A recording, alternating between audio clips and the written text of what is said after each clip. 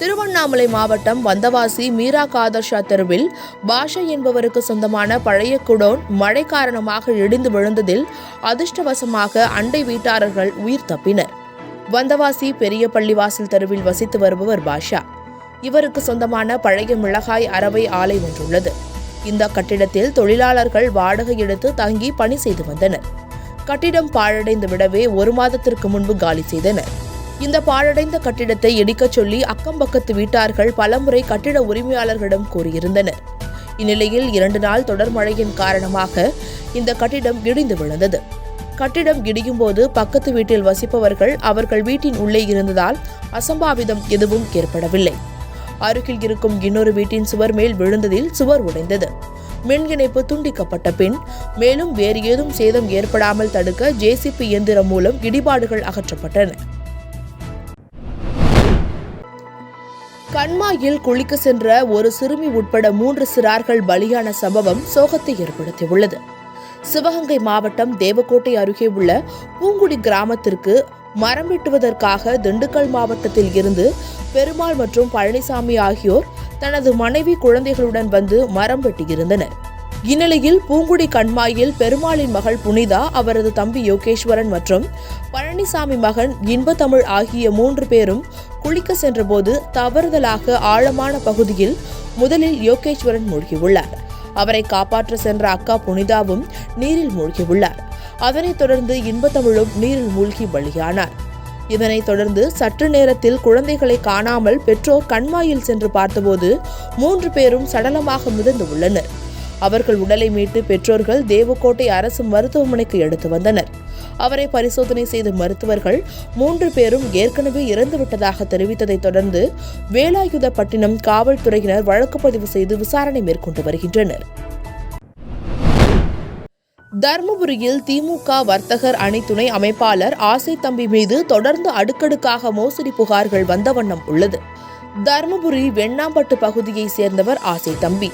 இவர் திமுகவில் வர்த்தகர் அணி துணை அமைப்பாளராக உள்ளார். இவர் ரியல் எஸ்டேட் தொழில் மற்றும் ஏலச்சீட்டு நடத்தி வருகிறார். சிக்கலான நிலங்கள் மற்றும் வழக்கு நிலுவையில் உள்ள நிலங்களை பார்த்து பாதிக்கப்பட்டவர்களிடம் குறைந்த அளவில் பணத்தை கொடுத்து அவர்களை மிரட்டி சொத்தை அபகரித்து வருவதாக பல்வேறு குற்றச்சாட்டு எழுந்துள்ளது. இந்நிலையில் கடந்த சில தினங்களுக்கு முன்பு வெண்ணாம்பட்டு பகுதியைச் சேர்ந்த சதாசிவம் என்பவரின் தாய்மாமன் 1,50,000 ரூபாய் கொடுக்க வேண்டும் என சதாசிவம் வாங்கிய வீட்டை ஏமாற்றி அபகரிக்க முயன்றுள்ளார்.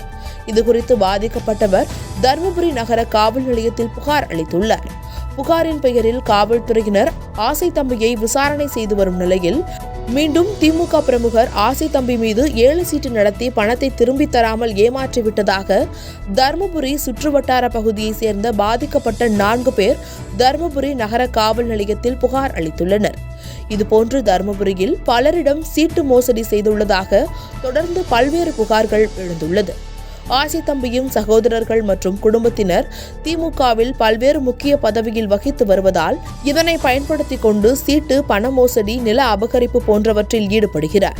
இதுகுறித்து தர்மபுரி நகர காவல்துறையினர் ஆசை தம்பியிடம் யார் யார் சீட்டு கட்டி ஏமாந்துள்ளனர் மற்றும் நில மோசடியில் ஏமாந்துள்ளனர் என விசாரணை மேற்கொண்டு வருகின்றனர். மாவட்ட ஆட்சித்தலைவர் அலுவலகத்துக்கு முன்னாடி ஒரு சின்ன பெட்டி கடை வச்சு நடத்திட்டு வரேன். ஒரு 2014-15 இந்த திமுக பிரமுகரான லக்கியம்பட்டி ஆசை தம்பி என்பவரிடம் 1 லட்ச ரூபாய் ஏல சீட்டு ஒன்று கட்டி வந்தேன். அது 2015-16 முடிஞ்சிடுச்சு. அது முடிஞ்சும் கடைசி சீட்டு முடிஞ்சு கூட அவர் பணம் கொடுக்கவே இல்லை. அப்புறம் ஒரு வருஷம் பணம் கேட்டுகிட்டே இருக்கும். 1 வருஷம் வீட்டுக்கு போய் கேட்டால் கூட கொஞ்சம் காலதாமதம் பண்ணி இப்போ தரேன் அப்போ தரேன்னு சொல்லி கொஞ்சம் இழுக்கடிச்சார். அதுக்கப்புறம் நாங்கள் எவ்வளோ கேட்டு பார்த்து கூட கொஞ்சம் கூட இது பண்ணல. அவங்க ஊருக்காரருடைய பஞ்சாயத்தில் கூட போய் சொல்லி பார்த்தேங்க. அவங்களும் எங்களால் முடியாது, உங்களால் முடிஞ்சால் பார்த்துக்கோங்கன்னு சொல்லிட்டாங்க. கள்ளக்குறிச்சி காவல்துறை சார்பில் சட்டவிரோதமாக கூடும் கூட்டத்தை சட்டத்தின் மூலம் கலைப்பதற்கான ஒத்திகை பயிற்சி நடைபெற்றது. கள்ளக்குறிச்சி மாவட்ட காவல் கண்காணிப்பாளர் ஜியாவுல் ஹக்கின் உத்தரவின் பேரில் கள்ளக்குறிச்சி காவல்துறை சார்பில் கள்ளக்குறிச்சி அரசினர் ஆண்கள் மேல்நிலைப் பள்ளியில் சட்டவிரோதமாக கூடும் கூட்டத்தை சட்டத்தின் மூலம் கலைப்பதற்கான ஒத்திகை பயிற்சி நடைபெற்றது. இந்த பயிற்சி காவலர்களின் முன்பு சட்டவிரோதமாக கூடி நிற்கும் கூட்டத்தை காவல்துறையினர் முதலில் எச்சரிக்கை விடுத்தனர். தொடர்ந்து கலையாத பட்சத்தில் கண்ணீர் புகை கொண்டு வீசப்பட்டு தொடர்ந்து கூடியிருக்கும் கூட்டத்தை குறைந்தபட்ச பலத்தை கொண்டு லத்தியால் கலைத்தும் இறுதியாக கலையாத பட்சத்தில் துப்பாக்கியால் சட்டவிரோதமாக கூடியிருக்கும் கூட்டத்தை சுட்டனர். பின்னர் துப்பாக்கி சூட்டில் காயம் பட்டவரை முதலுதவிக்காக மருத்துவ குழு கைப்பற்றி 108 அவசர ஊர்தி மூலம் மருத்துவமனைக்கு அனுப்பி வைப்பது போல் ஒத்திகை நிகழ்ச்சி நடத்தினர். இந்த ஒத்திகை நிகழ்ச்சியை பொதுமக்கள் விழிப்புணர்வுடன் சுற்றி நின்று பார்த்தனர். இந்த ஒத்திகையின் போது காவல்துறை கண்காணிப்பாளர் ராமநாதன், காவல் ஆய்வாளர்கள், காவலர்கள் உட்பட பலர் உடனிருந்தனர். தொடர் கனமழை காரணமாக கொடைக்கானல் நகர் பகுதியில் உள்ள நட்சத்திர ஏரி நிரம்பியதால் முன்னறிவிப்பின்றி நகராட்சி நிர்வாகம் தண்ணீரை திறந்துவிட்டது. திண்டுக்கல் மாவட்டம் கொடைக்கானல் நகராட்சியில் மொத்தம் 24 வார்டுகள் உள்ளன. நகராட்சி அருகே நட்சத்திர ஏரி உள்ளது.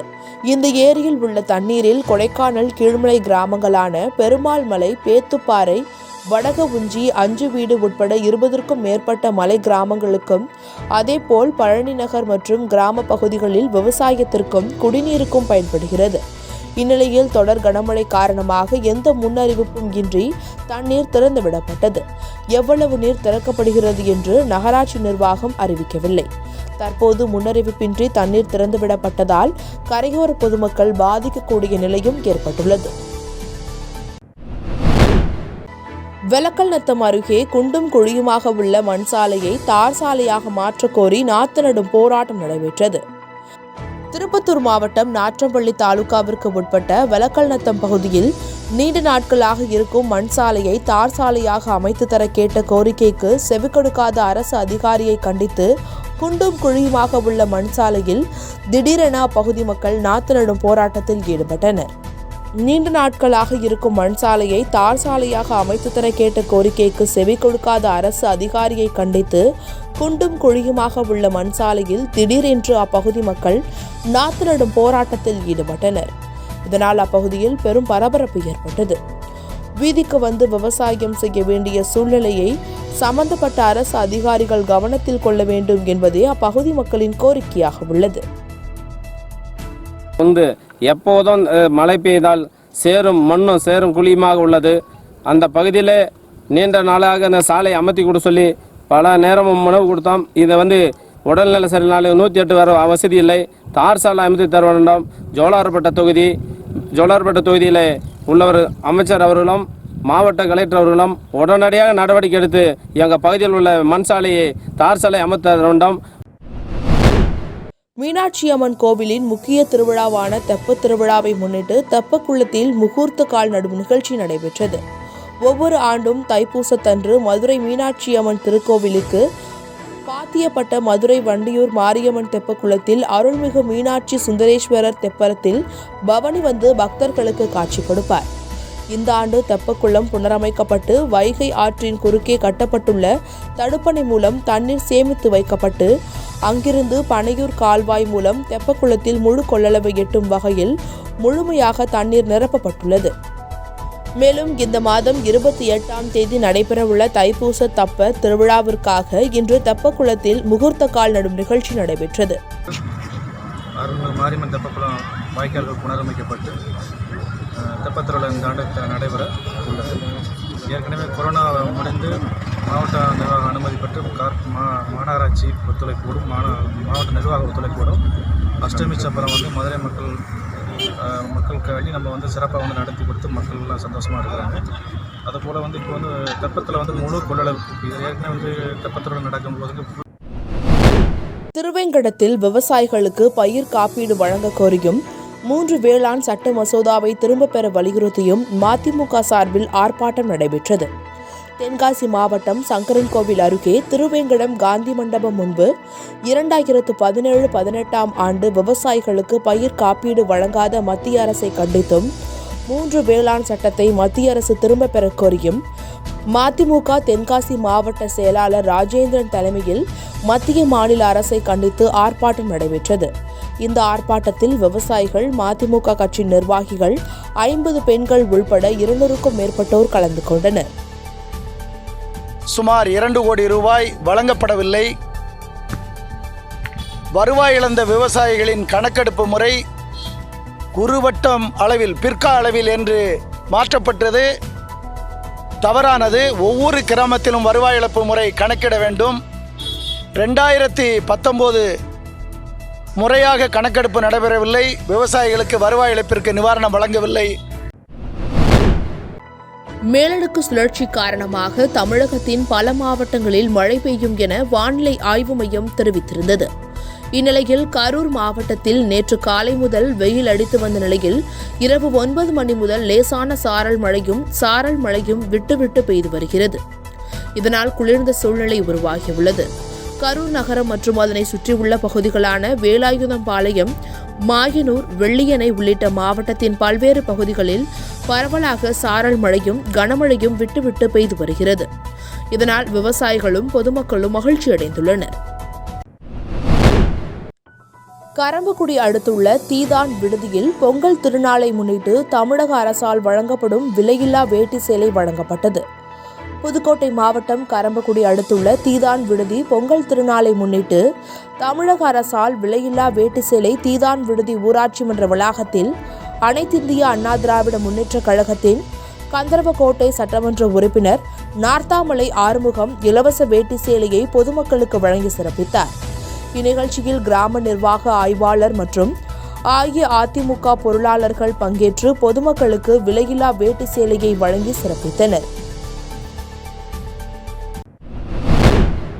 திருச்சி மாவட்டம் சமயபுரம் நம்பர் 1 டோல்கேட் பகுதியில் திருச்சி மாவட்ட காவல் கண்காணிப்பாளர் டி ஜெயச்சந்திரன் தலைமையில் 200க்கும் மேற்பட்ட போலீசார் விழிப்புணர்வு கொடியணி வகுப்பினை நடத்தினர்.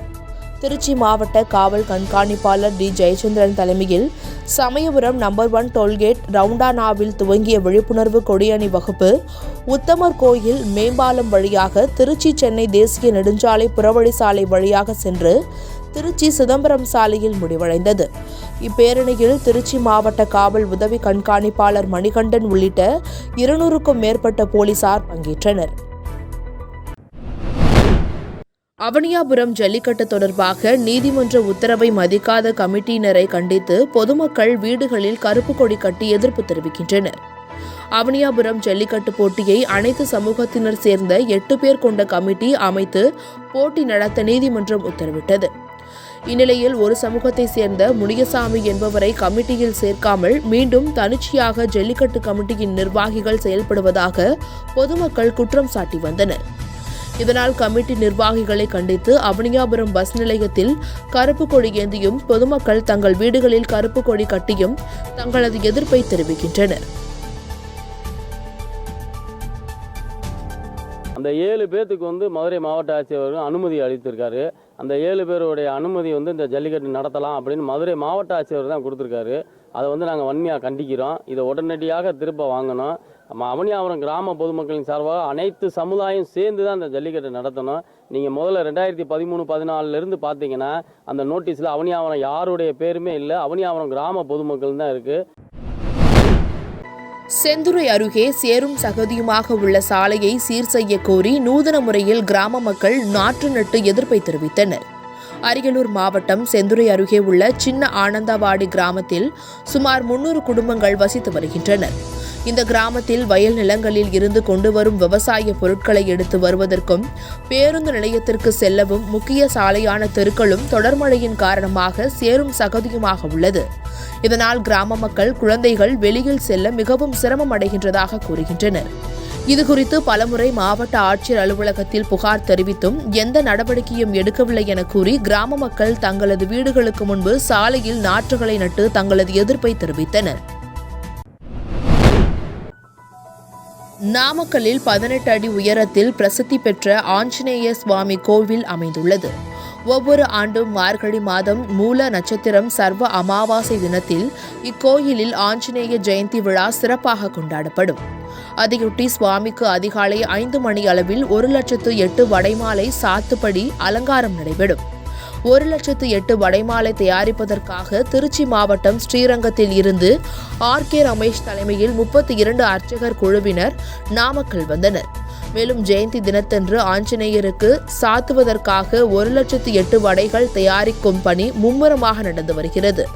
கோவில் மண்டபத்தில் வடை தயாரிக்கும் பணி துவங்கி நடைபெற்று வருகிறது. தினமும் காலை 5 மணி முதல் இரவு 8 மணி வரை வடை தயாரிப்பு நடைபெறுகிறது. அதன் பின்பு 1000 வடைகள் வீதம் சுவாமிக்கு சாற்றும் வகையில் 52 கோர்வைகள் உருவாக்கப்படும். மற்ற வடைகள் சுவாமியை சுற்றி வைக்கப்படும். ஜெயந்தி விழாவை ஒட்டி கோவிலில் சிறப்பு ஏற்பாடுகள் நடந்து வருகின்றன.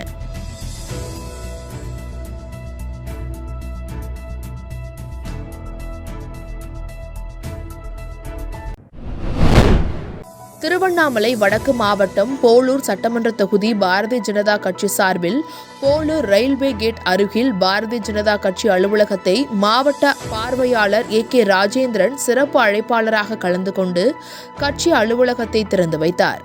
இந்நிகழ்ச்சியில் போளூர் சட்டமன்ற தொகுதி அமைப்பாளரும் OBC அணியின் மாநில துணைத் தலைவருமாகிய C ஏழுமலை முன்னிலை வகித்தார். இந்நிகழ்ச்சியில் பாரதிய ஜனதா கட்சி நிர்வாகிகள் பலர் திரளாக கலந்து கொண்டனர். பரமத்தி வேலூரில் மனைவியை திட்டியவர்களை தட்டி கேட்டவரை அடித்து கொலை செய்த வழக்கில் சக நண்பர்கள் 4 பேர்களுக்கு 10 ஆண்டு சிறை தண்டனை வழங்கப்பட்டுள்ளது. நாமக்கல் மாவட்டம் பரமத்தி வேலூர் அருந்ததியர் தெருவை சேர்ந்தவர் அஜித். இவர் கூலி வேலை செய்து வருகிறார். இவருடைய மனைவி குணசுந்தரி இவரை கடந்த 2018ஆம் தேதி ஜூன் 9ஆம் தேதி அதே பகுதியைச் சேர்ந்த ஜெகதீஷ், சவுந்தரராஜன், ராஜேஷ், பிரபு ஆகியோர் கேலி கிண்டல் செய்து திட்டியுள்ளனர். இதுகுறித்து அஜித் 4 பேரிடமும் கேட்டுள்ளார். இதில் ஆத்திரமடைந்த 4 பேரும் அஜித்தை காளிபாளையம் அருகே கூட்டி சென்று சரமாரியாக அடித்து உதைத்ததில் சம்பவ இடத்திலேயே அஜித் பரிதாபமாக உயிரிழந்தார்.